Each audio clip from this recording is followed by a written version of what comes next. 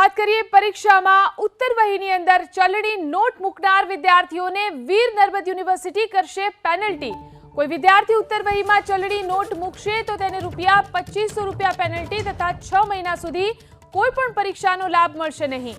કાપલી કે micro xerox સહિતનું કોઈ પણ લખાણ મળશે તો તેને ₹500 પેનલ્ટી અને તે સાથે પૂરક પરીક્ષાનો લાભ નહીં મળે। પરીક્ષામાં પ્રશ્નના જવાબ લખવામાં અભદ્ર ભાષાનો ઉપયોગ થશે તો પછી તેને ₹1000ની પેનલ્ટી થશે। આ સાથે જ વિદ્યાર્થીએ માનસિક ફિટનેસનું સર્ટિફિકેટ આપવું પડશે અને તો જ આગામી પરીક્ષાનું ફોર્મ ભરી શકાશે। પરીક્ષા કેન્દ્રના તમામ બ્લોક અને સ્ટ્રોંગ રૂમના કેમેરા ફરજિયાત ચાલુ રાખવાની પણ સૂચના અપાઈ છે। તેમ ન હશે તો તાત્કાલિક પરીક્ષા કેન્દ્ર રદ કરી દેવામાં આવશે।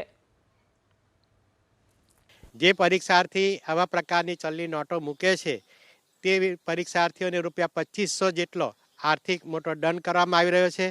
આ ઉપરાંત તે વિદ્યાર્થીઓને હવે પછીની આગામી 6 મહિના સુધી લેવાના રહી યુનિવર્સિટીની ઓન ડિમાન્ડ પરીક્ષા પૂરક પરીક્ષાથી પણ તેને વંચિત કરી દેવામાં આવ્યા છે।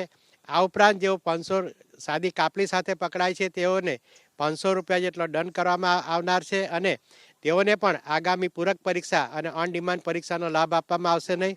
તેમજ જે લોકો બીભત્સ લખાણ લખે છે તે લોકોને પણ ₹2500 જેટલો આર્થિક દંડ કરવામાં આવશે અને તેમની પાસેથી સિવિલ સર્જનનું મેન્ટલી ફિટનેસનું સર્ટિફિકેટ પણ એનો મેળવવાના આદેશો જારી કરી દેવામાં આવ્યા છે।